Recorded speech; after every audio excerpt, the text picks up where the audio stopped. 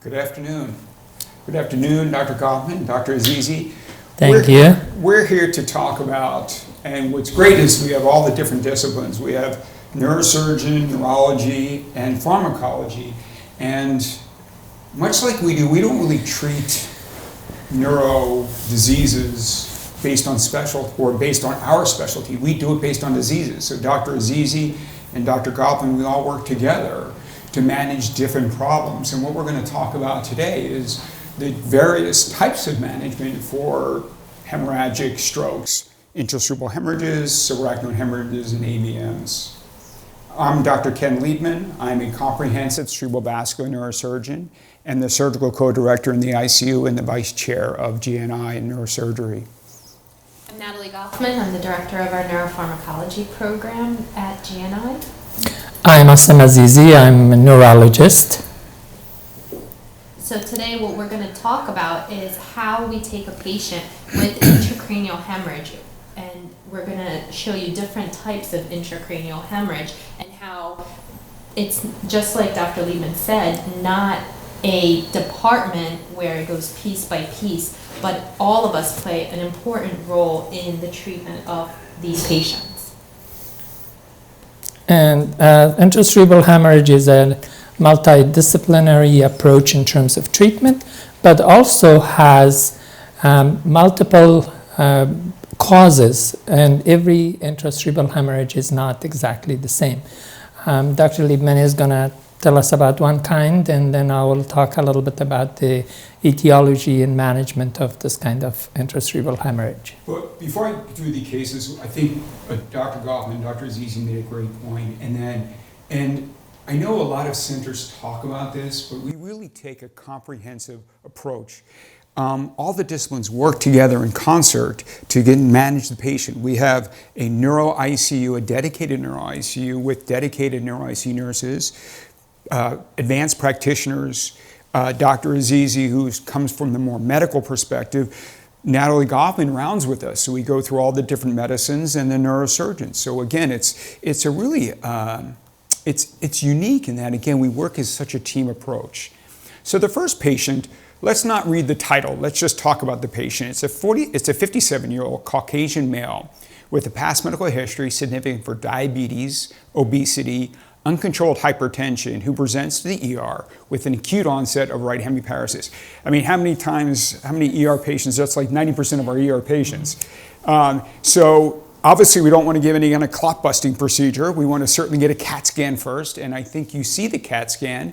You see a hyperdensity in the basal ganglia region on the right side. And the first thing we start talking about is, what do we do next? And this patient, I think we have this patient on an antiplatelet. The patient's on aspirin in addition to the other medicines you see. So the first thing we think about is, do we need to reverse the antiplatelet action of the aspirin?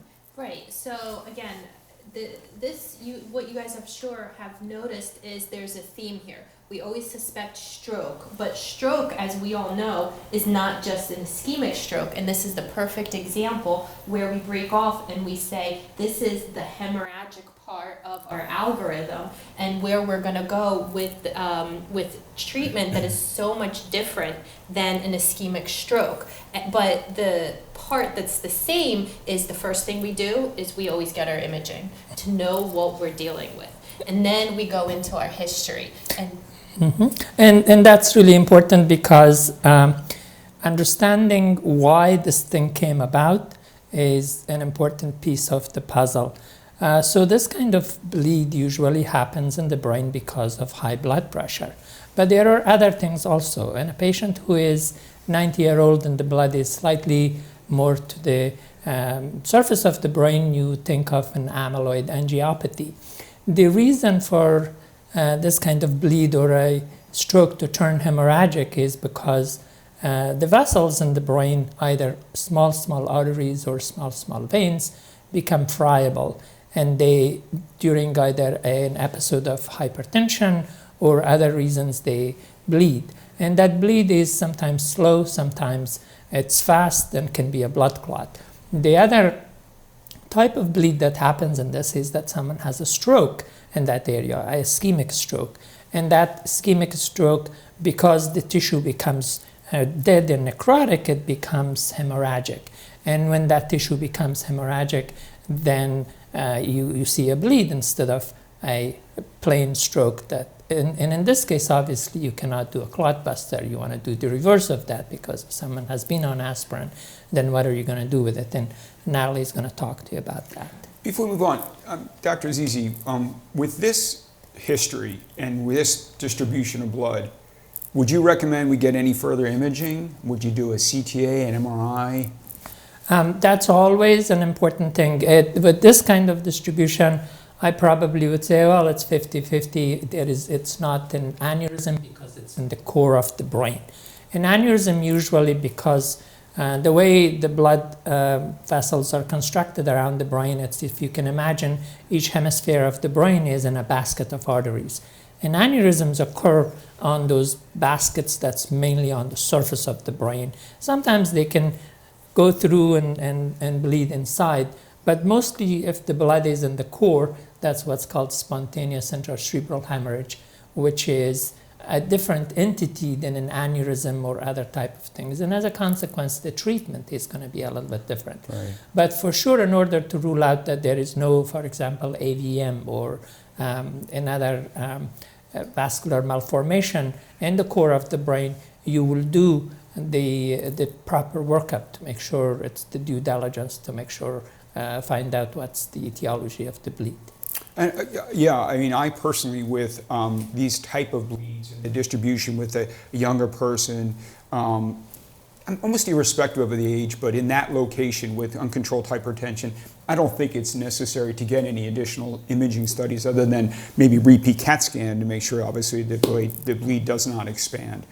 So, as we mentioned, we have a dedicated neuro ICU, and this patient's admitted to our neuro ICU, and our team congregates, and we establish an intracranial hemorrhage, a score, and then we try to manage the patient medically. So let's talk about, Natalie, let's talk about the antiplatelet. What should we do for because the patient's on aspirin? That's a great question. So if you ask me, you know, what do I do for this patient? They've been on aspirin. My first question back to you would be, well, do you plan to take them to the OR? Great question. And because that makes a huge difference. Yes. You know, we oftentimes say, well, the patient's on antiplatelets. My knee-jerk reaction is to give platelets. Right.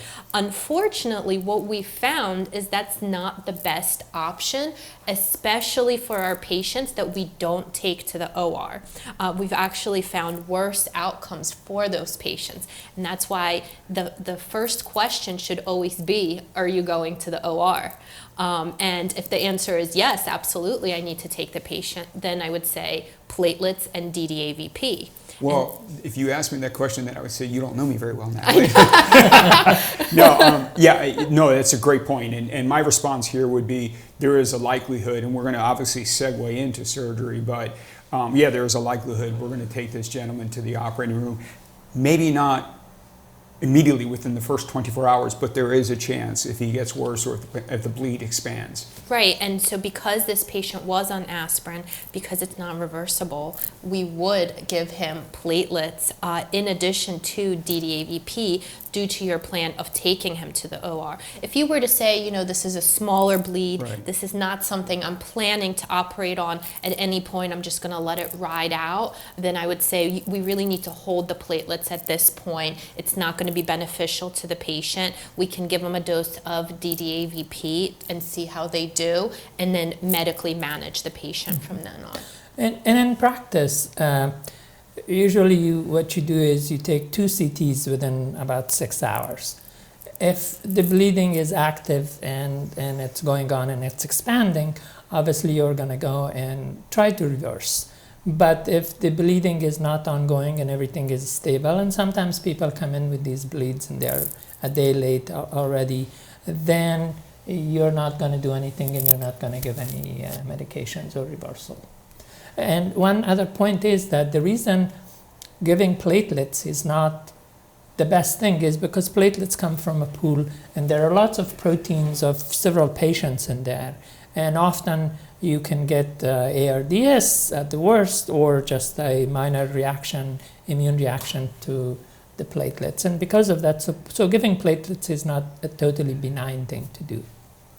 Ausim, what about the blood pressure management? Because even amongst us, there has been some, I don't want to say discrepancy, but some different ideas about ideal blood pressure management for these patients who come in hypertensive crisis. So intracerebral hemorrhage blood pressure management is a little bit different than other types of bleed inside the head. For example, subarachnoid hemorrhage is the one that you should separate from that. With the intracerebral hemorrhage, one of the things that's thought to happen is that if there is bleeding, the bleeding is going to go on the first 24 to 48 hours. After that, it stops. So during that time, the literature says to control the blood pressure, but not too low, a MAP of 100. Beyond that, there is Qureishi's paper from 1990s all the way to 2000s say that you can let the blood pressure float, and because if there is mass lesion in the brain and there is brain swelling, so you need a higher blood pressure to feed the brain. And that higher blood pressure, and one neurology paper that he wrote, he goes to systolic leave up to 220, but you don't do that. In practice, about 180 is the top blood pressure after the first 24, 48 hours. So the first 24, 48 hours, you manage the blood pressure, keep it not totally low, but medium, and don't drop it fast. But after that, you can let the blood pressure float a little bit and keep it reasonably high so that you could feed the brain. I think that this is actually a great point of why we have a dedicated neuro ICU with trained professionals that understand, especially our nursing staff that understands that having a little bit of a higher blood pressure is okay, and it's not going to be detrimental to the patient. It's actually going to be beneficial to them.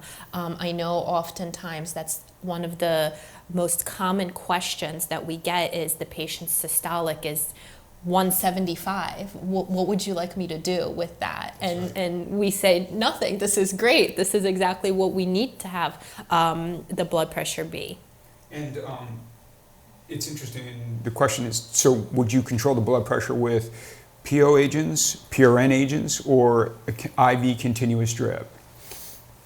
Oh, it depends on how the blood pressure is. So if it is, so let's say you set a goal of MAP of 100, and the MAP is very high, then you want to drop it down reasonably quickly because you're going to have a risk of bleeding, but not too quickly. In that case, you're going to use the IVs. And that's what I prefer too. Right. Yeah. A drip, and you can adjust it more appropriately to either up or down blood pressure.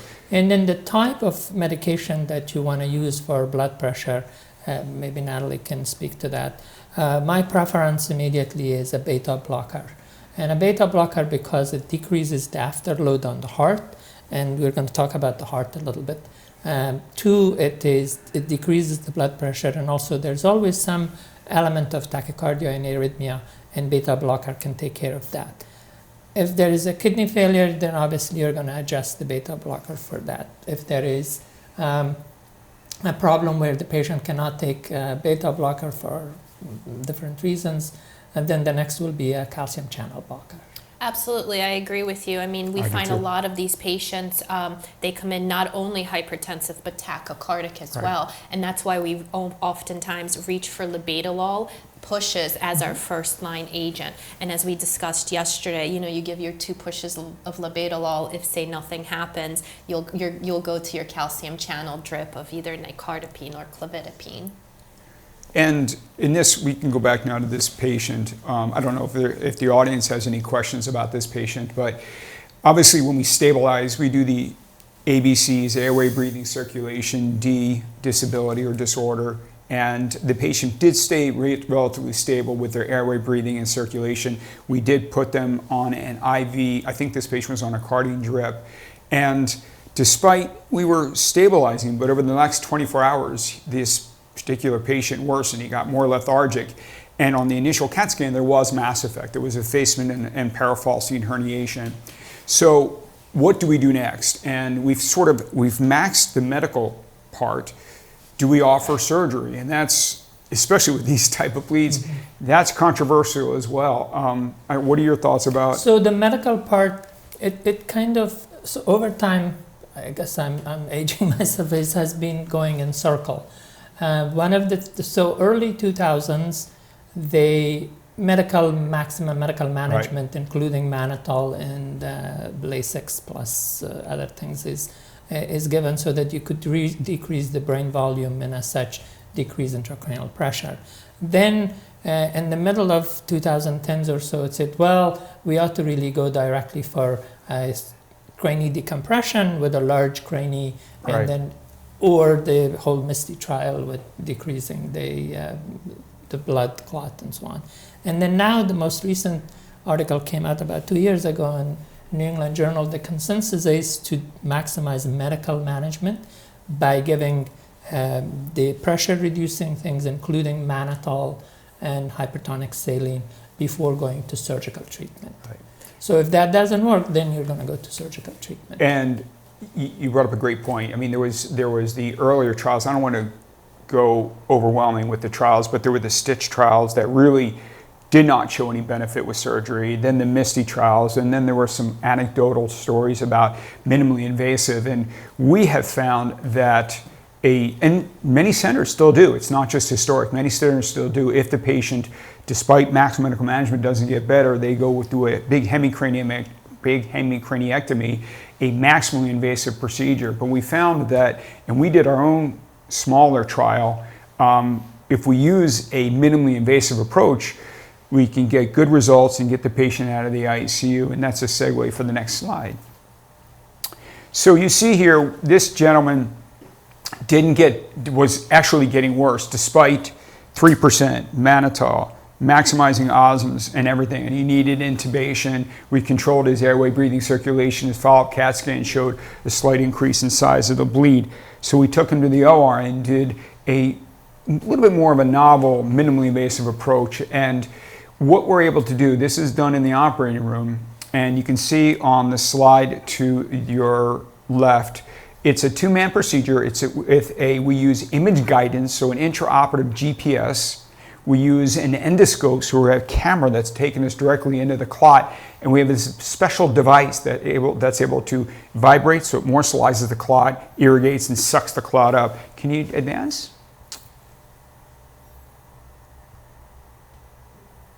Do you have the? And then there's a movie of us where it's a two-man procedure. That's the only thing that was a bit cumbersome with this endoscopically assisted aspiration system. So, and can you advance it?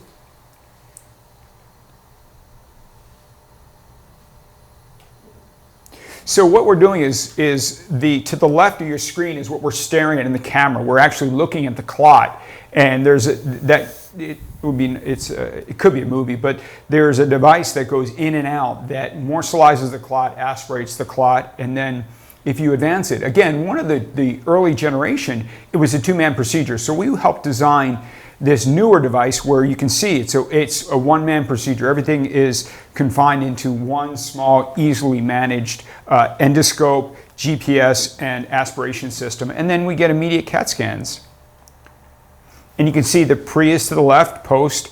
Other examples, pre is up top, post. So we were able to get wonderful clot evacuation, reduced mass effect. So, and we compared this to our patients who actually did larger craniotomies, and they had shorter ICU stays, shorter hospital stays, and we were looking at outcomes. So kind of like a jackhammer inside the brain. It's a minimally invasive jackhammer that doesn't really vibrate too much. That's Dr. right. Azizi, could you comment, not on the surgical part of this, but we mentioned mannitol and Lasix versus hypertonic saline. And there's always controversy, I think, of going back between what is the preferred method for treating intracranial pressure and for relieving some of this mass effect. Is it going to be mannitol or hypertonic?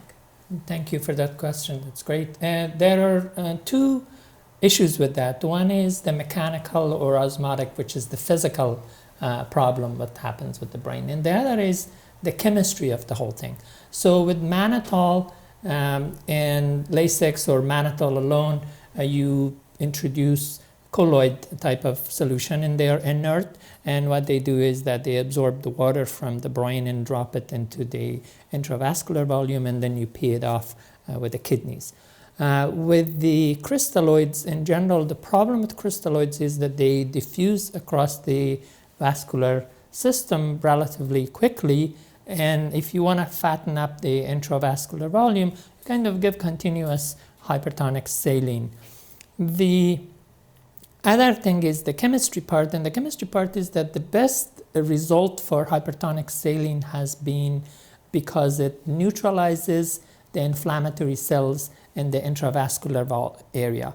And by neutralizing inflammatory cells, you decrease the damage in that manner. So hypertonic saline has two types of effects in the brain. One is that it increases your intravascular volume, and two, it decreases your inflammation. And the third is that with this kind of bleed, usually you have an endocrinological effect, and that endocrinological effect is atrial natriuretic factor, that by squeezing the heart, you spill sodium. And most of our patients who come in the ICU, they are hyponatremic. And by giving hypertonic saline, you normalize the sodium, you decrease inflammation, and you also hopefully increase the vascular volume. The mannitol is sort of a hit and go, and you increase the intravascular volume, but then it gets out of your system very quickly. And I don't know if your experience is the same, but when we used to do mannitol every 6 hours, we used to have to titrate it so slowly because patients would have rebound ICP issues where we would go, so slow, and we would decrease it to say every 12 hours and then have to go back, and it was just awful back and forth, whereas we don't see that at all with the hypertonic. Yeah, because the mannitol does, like after 3 days, does cross the blood-brain barrier, so it can actually, as Natalie said, if you just remove it acutely, you can get a rebound effect. Because now the cells are hypertonic compared to the surrounding brain. The name of the handheld device is the Artemis I. That's the name of it. I was trying to keep names and companies out, but it's the Artemis I. That was a question from the audience. And then any publications, in terms of its safety, not so much outcome, but safe. It is a safe procedure, yes. So we have also a question about the safety of hydralazine in intracranial hemorrhage. Hydralazine is safe, but it is not our preferred agent because it does not offer as predictable of a blood pressure decrease as some other agents that we have. It's great to get you over that hump. So if you have a spike, if say you're turning the patient or the patient is experiencing a little bit of pain, they can have blood pressure increases. So it's good to give you a little bit of that bump that you need, but it's not something that we would place a patient on as first or even second line therapy to treat blood pressure acutely. One other comment about decreasing intracranial pressure is that all of these medical interventions that we discussed are supposed to be temporizing. In other words, they're not treatment or final decreasing intracranial pressure. That's going to be mostly mechanical by surgical treatment, but these are temporizing. In other words, somebody's intracranial pressure is increased and it's just edema, then you can do mannitol hypertonic saline. But if it's an expanding blood that is sitting there with a mass, then hypertonic saline and mannitol works only for a few hours. And after that, you have to do the definitive intervention. It actually just buys you that time until the patient can be prepared for the OR. But that's a great point, and it's really going to be an excellent point when we talk about some of the cases we're going to show later. And that's it's a pet peeve of mine that people sometimes in the more in the trauma area where they're not necessarily the neuro patients or neuro people are taking care of the patients. They just keep giving temporizing agents and they don't get a repeat CAT scan and say, look, it's time to go to surgery because you're right, the outcome is going to be better. We're going to immediately take the mass effect away from the brain. That's a great point. Do we have any other? So the next question we have is, what is the recommendation to monitor and treat systolic and MAPS with intracranial hemorrhage? I prefer to treat mean arterial pressures. It's really more of a continuous pressure that the brain is seeing as opposed to the systolic blood pressure. That's why I do tend to focus on mean arterial pressures. And that's when Ausim, we asked her, like, what is the ideal mean or the systolic pressure in this? I think we talked about that. Yeah, so the difference, I think the confusion often occurs when we're talking about a blood pressure, that's somebody walking, talking outside, and what should be the blood pressure. And there is a recommendation from American College of Cardiology, and they usually look at the diastolic. But the mean pressure in the ICU, which is the acute setting and has nothing to do with how you're going to control your blood pressure when you're walking, talking, is going to be really important because that's the only thing that correlates with perfusion of the brain. It's the mean arterial blood pressure versus the intracerebral pressure that's going to be, or the difference between those is going to give you the perfusion, and perfusion has to be always normal. That's exactly right. So that's why monitoring is important. How do you monitor that?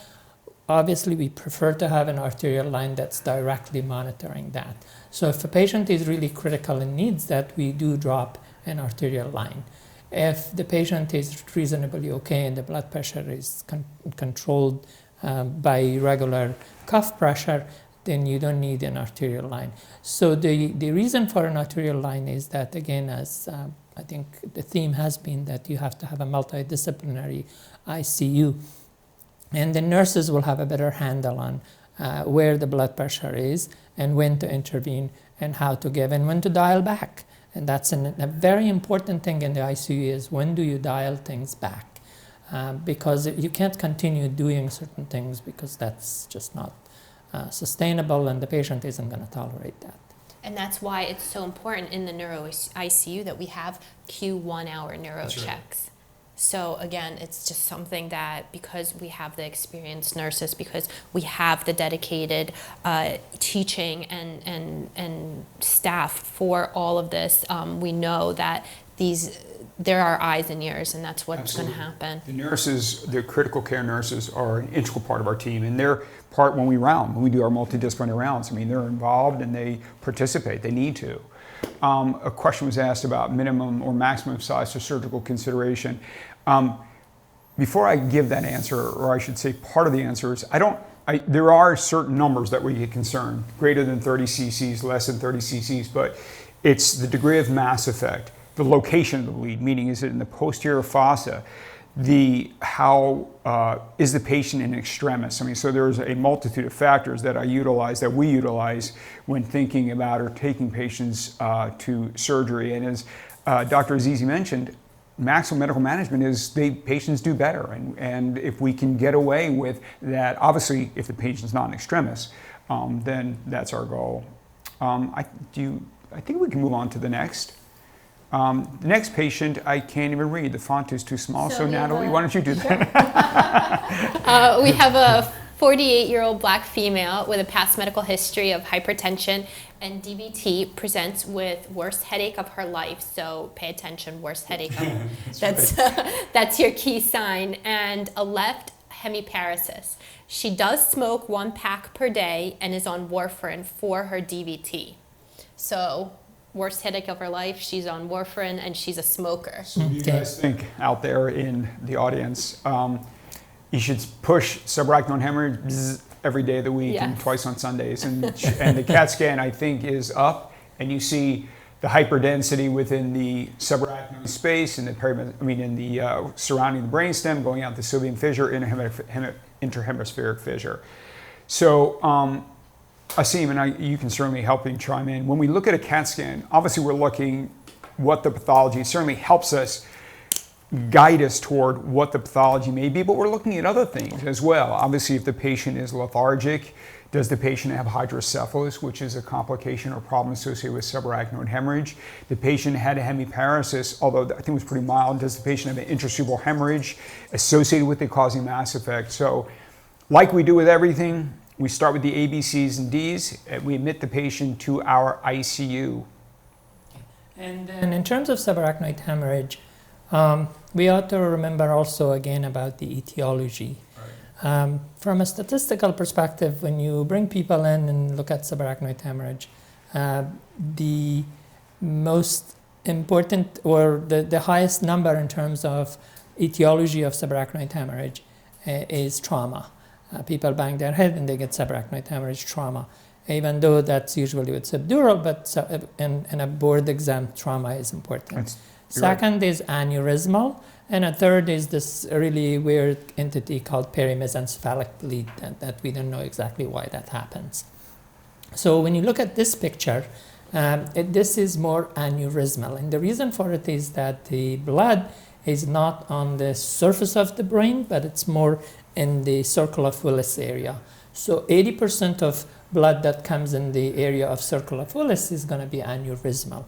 And in this patient, why does she have an aneurysm in the circle of Willis? Smoking, smoking, smoking. Yes. That's sort of the most important reason for people who have acquired aneurysms.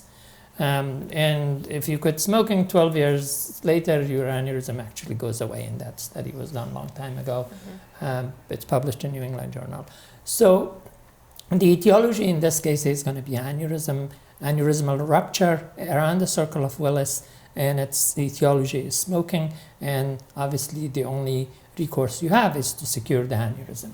Right, but obviously, but we admit the patient again to our ICU, and our team descends upon the patient. We want to get everybody. We need to understand as a team the grade of the patient, meaning how sick they are, the degree of blood or the amount of blood on the CAT scan, because that's going to help predict future problems that may occur after the aneurysm is secured. And as Dr. Azizi said, which is exactly right, the most important thing within the first 24 hours is secure the aneurysm so it doesn't rebleed. But the patient is on Coumadin, on warfarin, so I'm going to call Dr. Gofman, Natalie, and say, Natalie, help me out. What should we do to reverse it? Taking the patient to the OR now. And I say, you know the answer to that. Yeah, right. Yeah, so warfarin, I mean, luckily with the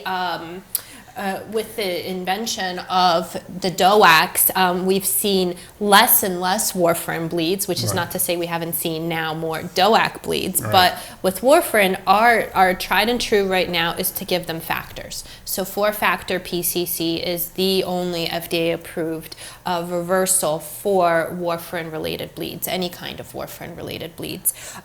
We oftentimes will say, oh, okay, this is the new sexy drug, we're going to give this, but what I always say is don't forget about the vitamin K, because the 4-factor PCC, it's going to work right away, and then 12, 18, 24 hours later, that INR is going to start to creep up again. So you need that vitamin K to start working at 12, 18, 24 hours later.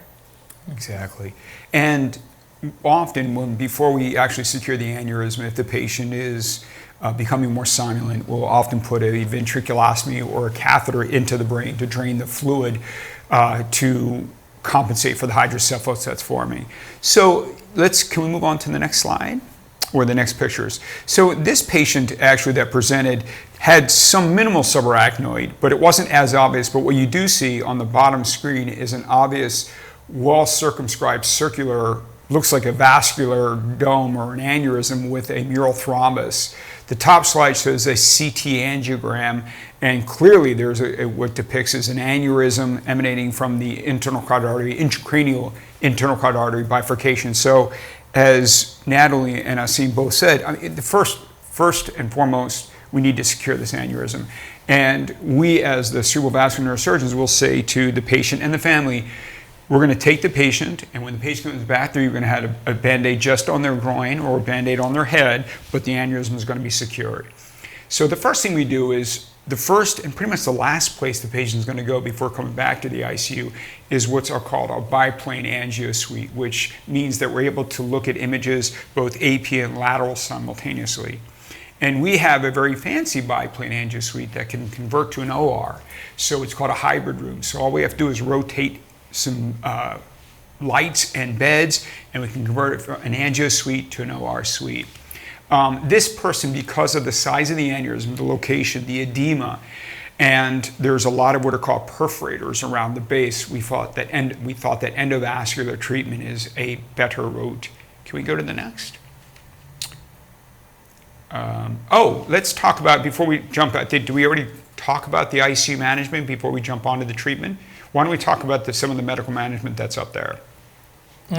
So before, should we go before the treatment or after? We can jump ahead. So why don't we jump ahead and then come back to that? Okay. Yeah, so here's the aneurysm. I didn't want to take the exciting part is the treatment. No, that's terrible. Well, obviously. No. So the thing is, I wish the patients would say, "Oh, thanks, doc. I'm gonna go home now." That's not gonna happen. I know. No, your part it's more important than my part. Anyway, so this gentleman, or this person, I should say, excuse me, underwent coiling, but we couldn't just primarily coil the aneurysm, meaning just put these small little platinum slinkies inside the aneurysm, because as you can see, the dome and the neck, they're very wide, and there would be a much greater chance that the coils would prolapse into the parent vessel, causing a stroke. We don't want to do that. So what we did was we actually went from the contralateral side, went across the anterior communicating artery complex, and with stents, and I think can you click the next? So the boxes highlight, in the next one, the boxes highlight the stent emanates from one box to the other, so it reconstructs that internal carotid artery. And then we went up on the same side and did the coiling, and you can see the top right is the post-treatment. Pre-treatment left, post-treatment right. So this patient with endovascular treatment, we were able to get great results. But I jumped ahead because the team that's taking care, the surgical team, neurosurgical team that's taking care of these patients, we offer all the armamentarium. So we have the ability to do everything and anything.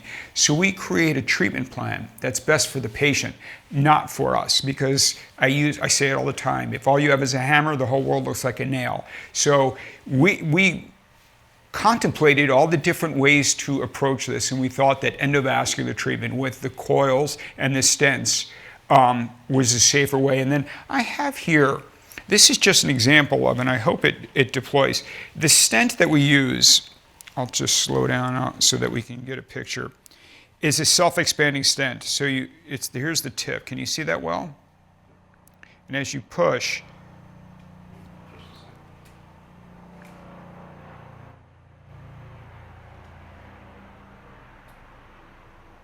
see, here's the stent coming out. Do you see that?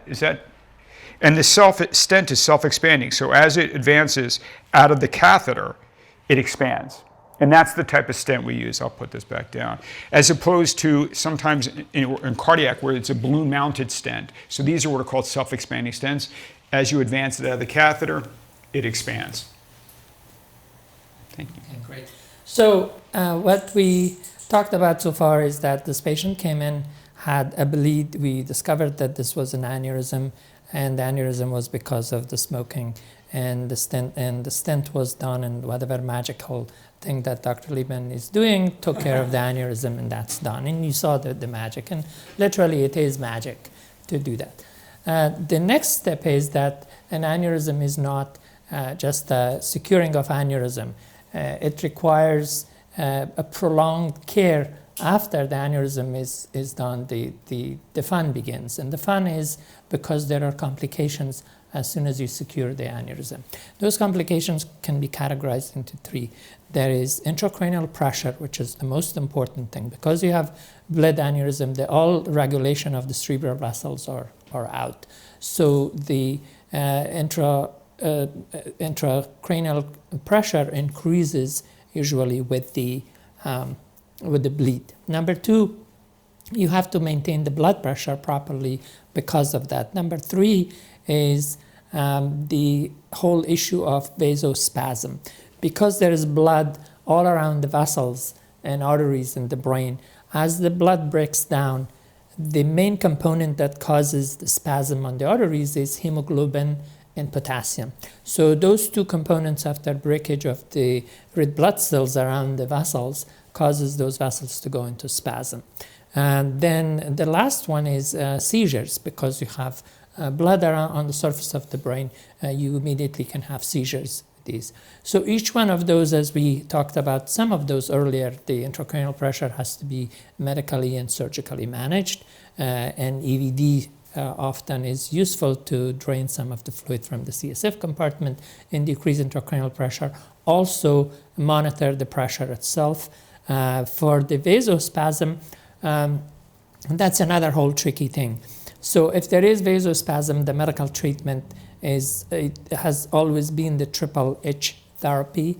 That's hypertension, hypervolemia, and hemodilution. So the 3 H's.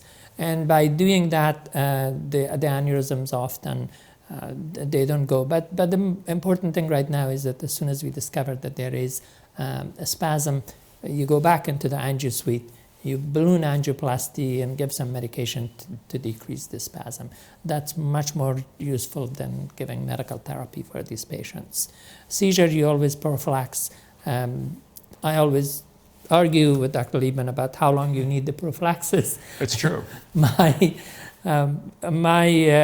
thing usually is to continue this for a few months until we completely settle down and then give the decrease or stop the seizures. But neurosurgeons usually leave him for 7 days and take him off, and then 2 weeks later the patients come with seizures. Yes, well, because as neurosurgeons we were like, okay, we did our job and we're the best.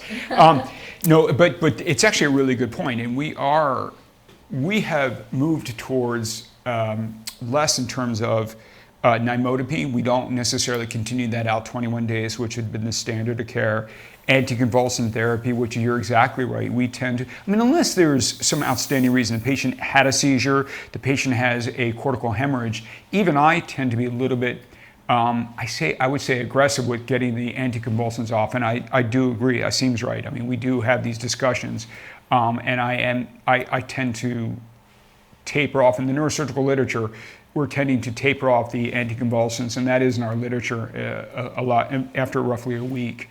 So I think with the anticonvulsants, it's a great point, and it's not. It's all about the conversation, because if you go back to the literature, what was the medication that was studied most of all, and what caused us this push to stop it? It was the phenytoin. Yeah. Mm-hmm. And we all know phenytoin was the original medication. It was the one that we used for everything. It was in the water in neuro ICUs. Right. But we also know that it's not the best medication. It's extremely sedating. It causes cardiac issues. It has a ton of drug-drug interactions. And there was always this push to get it off as soon as possible because of the negative side effects that the patients were experiencing from the medication over the actual having a seizure. So now with more newer medications, so we've got the levetiracetam, the leucosamides of the world, I would be very interested to see what the data would show if we use those medications for prolonged periods of time. Are we going to have the same outcomes as we did in the past with phenytoin? Just to go back, and that's a great point. That's a great point. The entire literature on epilepsy, including this giant thing that comes out every week as epilepsia, is dealing with that basic thing, treat or not treat, and what to treat with. The point here is, when you get enough gray hair like me, and that you realize that whenever you have a lesion in the cerebral cortex, it doesn't really matter what it's from, either blood by subarachnoid hemorrhage or intracerebral hemorrhage or a tumor or trauma, you're going to be epileptic. That should be separated from probability of having seizures. So an epileptic person may have a lot of seizure, may not have a lot of seizure. But if you have a lesion on the surface of the brain, on the cerebral cortex, you're epileptic. Then the probability of seizure later comes up because of other stressors. And those stressors are metabolic, toxic, alcohol, all-night dancing, partying, etc., that can bring on a seizure. So do you treat people for the number of seizures, or do you treat people for the condition that's underlying in its epilepsy? So if you're having benign medication, as Dr. Gofman just said, then it's good to keep people for a few months on those medications. And then if EEG is normal and everything is working, take the medication off. knowing that the final risk is not done. You're just basically saying, okay, I'm really low risk and I'm not going to buy insurance about this thing. Right? I'm not living in a floodplain, so why do I need flood insurance? But ultimately, you're going to have flood, and you're going to have. But is it worth it to keep people on medications for years and years or months and months, and especially medications that do have side effects? So one of the side effects of Keppra is mood change. And for younger people especially, where we see that they have a lot of surgeries and aneurysms, that's not the best medication. And then Ausim, you touched on, and it's really important in terms of the different management post-treatment. Now, in the subarachnoid hemorrhage, we have to worry about the things you mentioned, the vasospasm, hydrocephalus, seizures. So we are very aggressive with monitoring, or let me say we're appropriate with monitoring our vasospasm. We use what's called transcranial Dopplers, which is depth-dependent ultrasound to measure the velocity of blood going through the blood vessels, the arteries. We use that in combination, obviously, with the patient's exam to see whether or not they become symptomatic versus just vasospasm, because you can have vasospasm without the delayed ischemic neurodeficit. And we don't usually, unless we don't have an exam, we don't usually take the patient to the angio suite just based on one study. But our protocol is, if the patient starts to have symptoms, and as you mentioned, we do the medical management first. We elevate the blood pressure, we make sure the patient's volume is repleted, and then within 2 hours, if the patient, really more an hour and a half, because we try to get them into the angio suite within 2 hours, if the patient doesn't improve with 1 hour, we're starting to mobilize our angio team to bring them to our angio suite, because vasospasm is a stroke. So obviously, and I think we've already talked about stroke treatment, the quicker to get the vessel open to maximize perfusion of the brain, the better. So the literature, the older literature in terms of mechanical angioplasty is the time was ridiculous. So again, we found that within 2 hours, you get better improvement. So we'll take them to the angio suite and put a balloon in to open up those vessels. And I think it was a question about treatment post-subarachnoid hemorrhage. And so we monitor for all the different problems. So when patients wake up and you see them after in your outpatient setting, a lot of these patients, they come in and they say that they have headache. So what do we do in those situations? So we're past the acute phase of treatment, right, and now we're on to follow-up. How do you both treat headache in subarachnoid hemorrhage?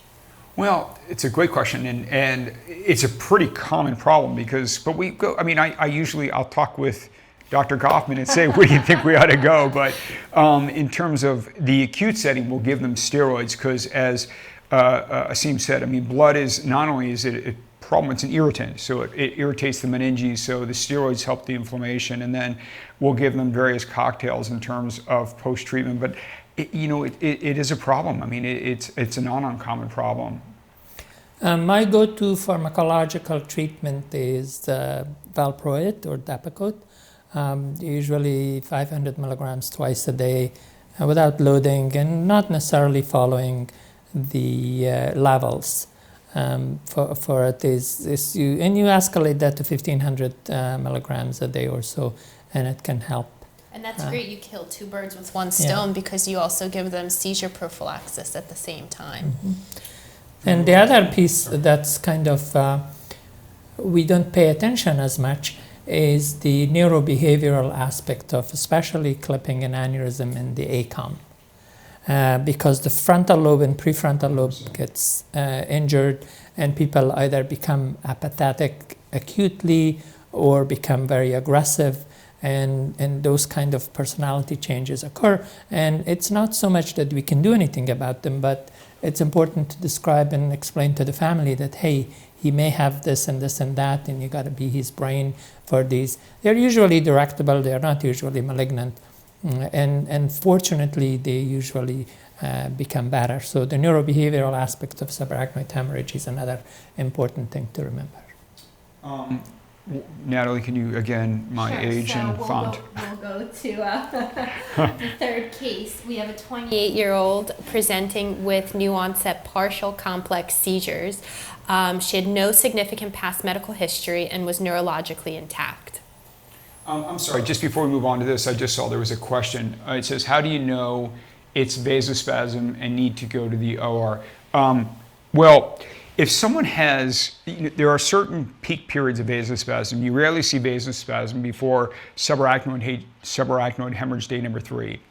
Then the peak period is roughly 6 to 8 days. So as I said, we measure the transcranial Dopplers. We look at what are called the velocities and certain ratios. I don't want to get into the details of the numbers, but if someone has a neuro deficit, if they have either, obviously if it's the left side of the brain, they have right-sided weakness, speech problems, if they have greater headaches, there are certain signs that we look for.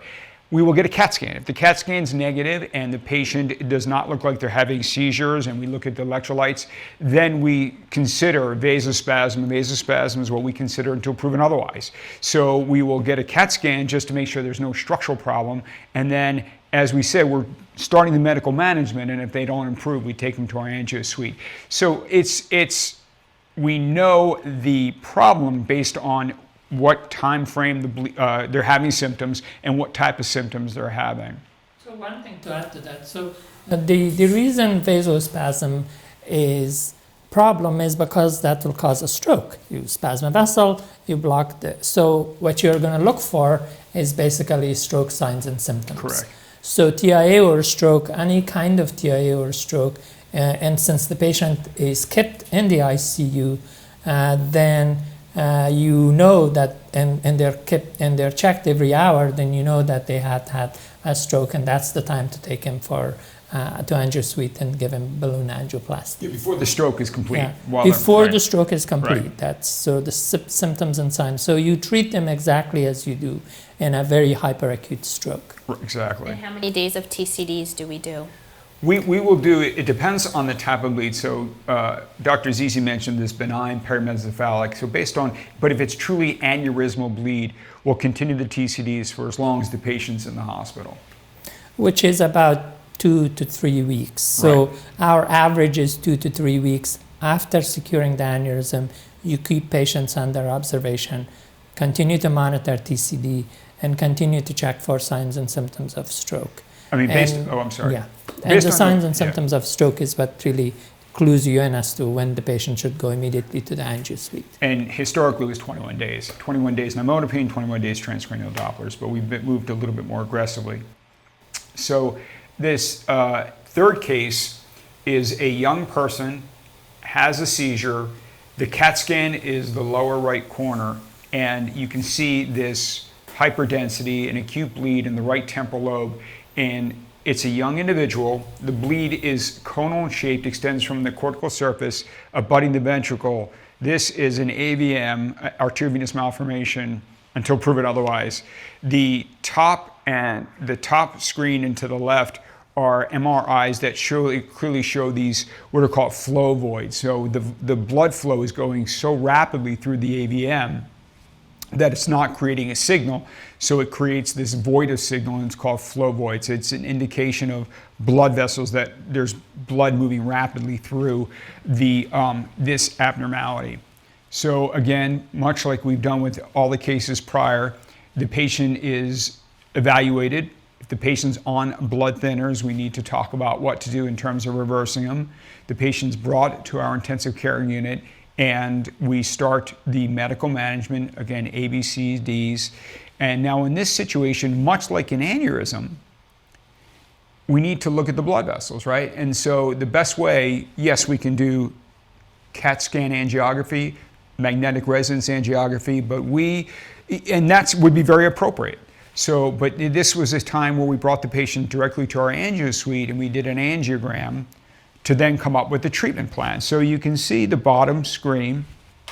This is a right internal carotid artery injection. You see very engorged vessels, the middle subartery going into this nidus, or this tight collection of abnormal vessels, and then you see what are called early draining veins, meaning that when you do an angiogram, you don't want to see a vein during the arterial phase. So if you do that, that's a concern. There's a fistulous connection. And that's, sure enough, that's what this person had. So much like every vascular problem, we come up with a treatment algorithm that's ideal for the patient. There are various things. If it doesn't rupture, sometimes we don't offer treatment if the patient just presents with headaches. If it does bleed, then in a young individual certainly, then treatment is indicated, and we consider surgery, we consider embolization with certain types of embolisates, a combination or radiosurgery. So in this situation, and I don't want to take too much time, we embolized, we injected some agents, and then we took it out. We took out the AVM, and the top angiograms are post-treatment, so you see it's gone. We do an angiogram during the procedure, so we confirm that we excised it completely. Is there anything different we would do medically for AVM patients? The AVM patients in general, so an AVM can bleed in multiple compartments. By compartments, I mean that you can bleed inside the brain intraparenchymal, like we discussed with the first case. There could be subarachnoid hemorrhage, like the second patient we discussed, or there could be blood in other different areas. So depending on which compartment the larger amount of blood is, then the treatment is going to be different for those. The rest of the treatment is essentially the same as what we discussed for the other two. The only other sequelae for these kind of patients is that this is the kind of patient that you want to keep, and they're going to need 2 antiepileptics, and they need to be on them. and they're gonna have to be on anticonvulsants for a long period of time, indefinitely at the beginning. I can't agree more. Absolutely. So we have another question coming in, and I'm just stalling to the next case because we have about 4 minutes left, so we can discuss questions. Is when to order EEGs for any of our cases? When's the most appropriate time? So first of all, the reason to order an EEG is to know why are you ordering an EEG. The assumption is that the patient is semi-comatose and you want to rule out non-convulsive status epilepticus in an ICU patient. And the non-convulsive status epilepticus presents often with hyperautonomia. So there are some clinical things that you can actually do. So a good physical examination is going to tell you whether the patient is seizing or not. And one of the major things is that to look at the eyes, and if the pupils are blown, then you know that the patient is probably seizing and you should order an EEG and take care of that. But to begin with, you already have patients on sedation, you already have anticonvulsants on board regardless, and the dialing up a little bit of sedation, that's the best treatment for an acute seizure.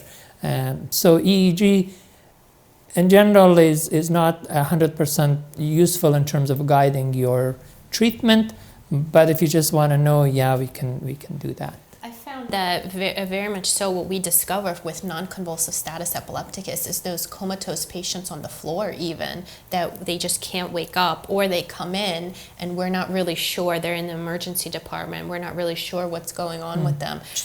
Look into your eyes. Yes. EEG really helps because, you know, and that could be several days later if a neuro consult is placed, you know, a little bit later, or there's delayed care because there was a different treatment path that went in. Continuous EEG really helps open the picture with epileptologists will tell you anytime you have unexplained change in mental status, there should be an EEG because there may be a seizure, especially a patient who has had brain injury. Very good. Thank you. So we're just about done with our session. We'd like to thank everybody for tuning in and all of the great questions. We greatly appreciate it, and we hope to see you soon. Yeah, reach out if you have any questions to us. And it depends on how we see you. We would like to see you, not necessarily as patients, because we want to see you soon as that. But thank you.